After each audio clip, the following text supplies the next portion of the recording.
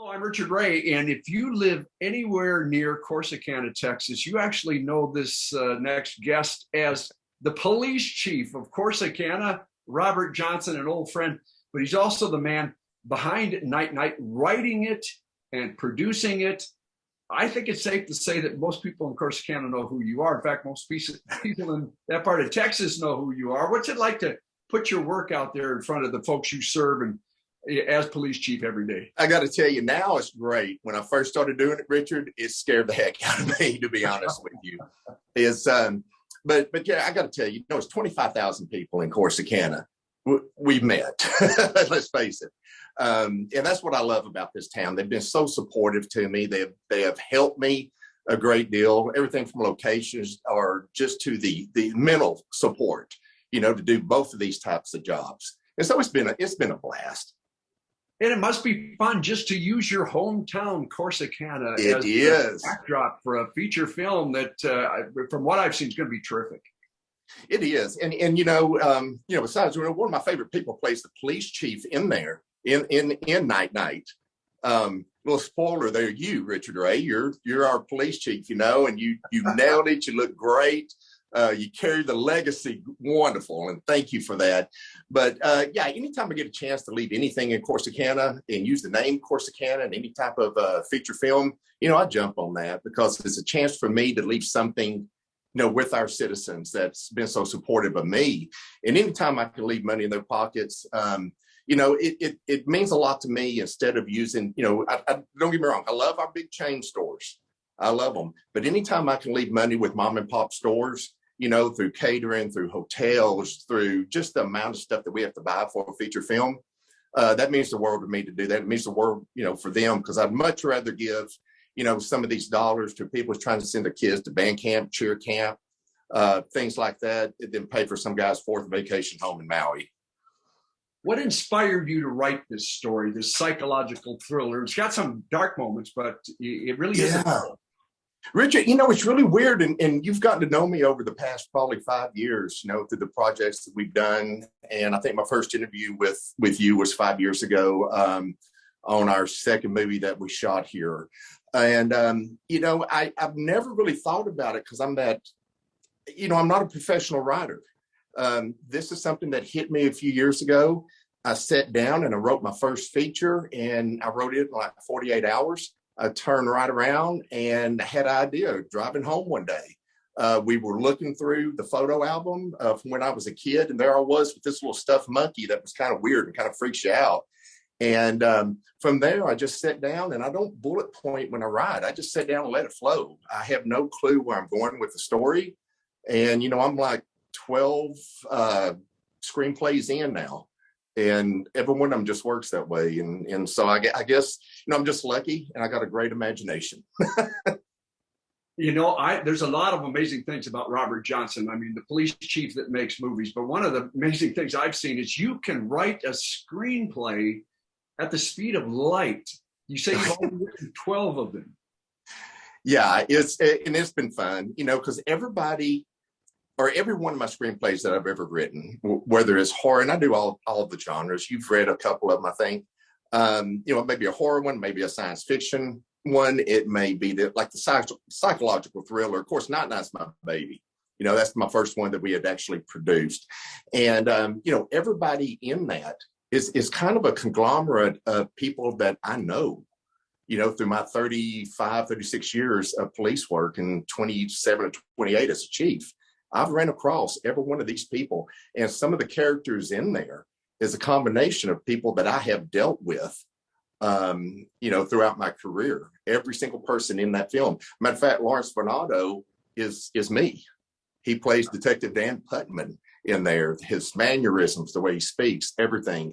And so everybody in that film, or in all of my films that I write, the persona is somebody that I actually know throughout my years in policing. And certainly your long experience in law enforcement helped you write this thing. It's got a reality to it that only a police officer could write.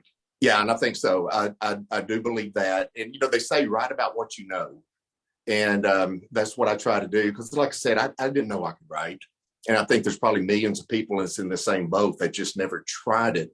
And when I sat down and started to let it flow, everything just really fell into place on that. And the psychological thriller, when I was writing that, I love, when people have a predetermined thought how something's supposed to go. Because in police work, we let the evidence guide us. We can't just jump to that, the theory about what happened. We have to have the evidence to back it up. And that's what I try to do throughout this film, because the general public will go, oh, he did it. I know he did it. And then yank, we jerk that rug right out from under them. And it's I think it was just a wonderful, wonderful screenplay, but it wouldn't have been the movie that it is, I think, if it hadn't been for my relationship with Niki Caro, our director, because when she put her art on it and directed Brenna, our lead, it just took on a whole different look. And I'm so proud of how it turned out. Just to have the female outlook on that, they really did weigh in on how this final product comes out, right? Absolutely, it did. I can write. I have a daughter just about the same age of Brenna, and I can write what I think is a great story about what a young, strong woman would do in that situation. But I don't know for sure. It'd be hard for me to direct somebody like that. It would be as if Niki wrote a story about a SWAT officer and then tried to direct it. She thinks she may know what he would do, but you would need somebody who actually did that job. And I think that's what was great, because Niki, again, Niki's about the same age, as well as she's a strong, independent young lady. And that's what our lead character, Brenna D'Amico's character, April Davis, is in this movie. To talk about the process, how does this screenplay that you've written come to fruition as a feature film?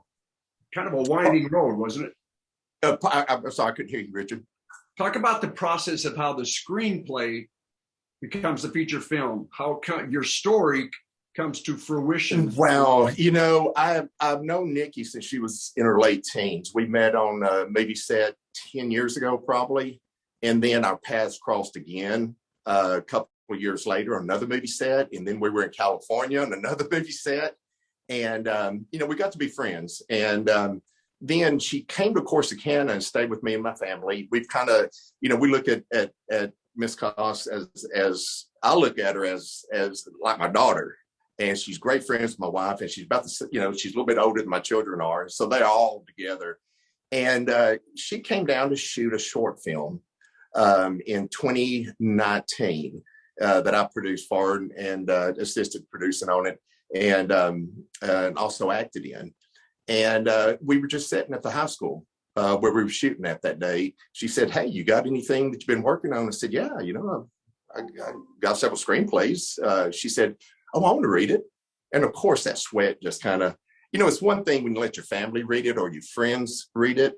But Niki had a lot of experience. She was just coming off her own series, Famous in Love. And to put it in front of a professional that does this for a living, it was pretty intimidating for me. And even though, at my age, I'm sitting here just nervous. And so I shot it to her. And, I didn't bother her about it.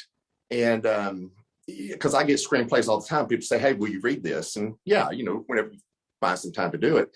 And it was probably about a month later. She had just got off a plane in Madrid for a film festival. And next thing you know, she's calling me. She says, "I want it." I'm like, "Huh? What are you talking about?" She says, night. She says, I want to direct this. And she came back probably about 2 weeks later. She comes back to the States, and we call our executive producer, Amber McNutt, and we set up a meeting with her. And immediately Amber says, I'm in, and that's how this whole thing from start to finish, that was November, I believe, when we met with our executive producer, Amber McNutt. And it was probably, we went through all the SAG paperwork, of course, through the Thanksgiving holidays, through Hanukkah, through Christmas. And we were camera up on January the 6th. We were shooting. So it happened quickly. That's lightning speed in the movie business. It's extremely lightning speed, believe me. Okay, I also know you as a fine actor. Do we see you in this film in front of the camera? No. I tell you, I have acted, produced, and written another movie. I will never do that again. that was just way too hard on me. On this one, I wanted to have that experience as the writer on this one. And I tell you, I don't think there's not a character in there that I could have bought anything to. Lawrence played me better than I could play myself. Lawrence Fernando did, playing Detective Dan Putman, of course, teamed up with Derek Augustine, and those two just made a wonderful, wonderful team as the main police officers in there. But you will not see my face in this one at all. I sat back and I enjoyed the experience, and I watched Niki do her thing, and I absolutely just, I was just on cloud nine the entire month of that shoot. Excited about it. Okay. For others who are aspiring to write a screenplay, can you give them some nuggets of advice? God, yes, just do it. Just do it. Yeah, I think what people think movie making is, and I've been doing this now, I've been active, 11, 12 years, been producing for about 5 years, and been into writing now for a couple of years. And so I'm pretty well-rounded at it, but none of those things I knew how to do. None. But with technology now, you can learn it, but you have to take that first step and just get out and do it. Sit down with your thoughts, get you a screenwriting program. You can get one about $100 and it'll put it in the format for you. You just sit down and put your thoughts out, tell a story.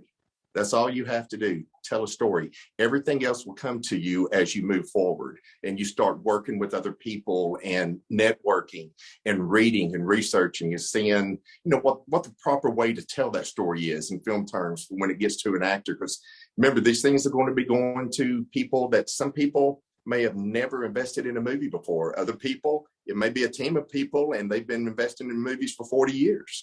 I've dealt with both ends of that. But again, it's just going out and telling your story the best way that you know how, and not being afraid to throw yourself out there for criticism and everything, and take it for what it's worth. Criticism is a gift, the way I look at it. If somebody gives you criticism, either you're doing it right, doing it wrong, you can take what they're saying and put it to use for you, or you can ignore it, either way. But the main thing is just jump out and take that chance, take that leap of faith, because you may surprise yourself and you may be the next big name out there writing something. You just never know. As a guy who knows you a little bit, I know you're always working on something else. Before we let you go, what else you working on? Since Night Night's about to wrap up anyway. Richard, it's been a very busy year, believe me.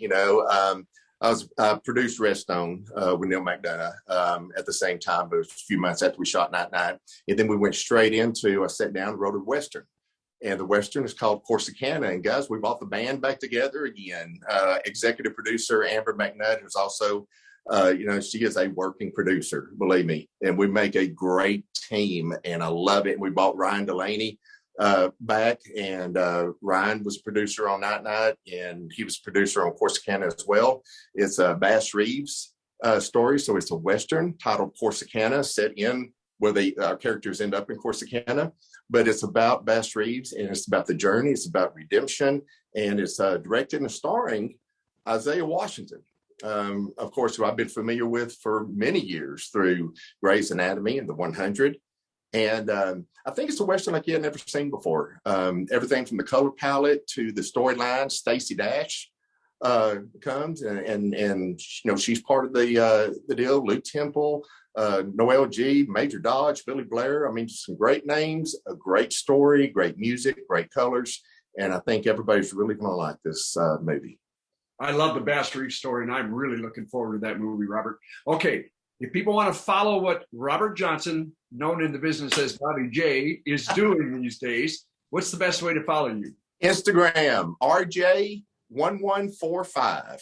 That's RJ1145. And I look forward, because I tell you, I follow everybody that follows me. I follow them back, and I love keeping up with people's lives and comment. It's a window to the world, man. And it's amazing how much we're all really alike. Everybody wants to put the best foot forward. You want to take care of your family. You want to have a good life, do great things, and help people. And so it's really neat. And so I'm very interactive on Instagram. Thank you, Robert. Always good to talk to you. I had a blast, Richard. Thank you so much. Check out its progress online, nightnightmovie.com. Thank you, Robert. Thank you. Enjoyed it. Bye. Bye.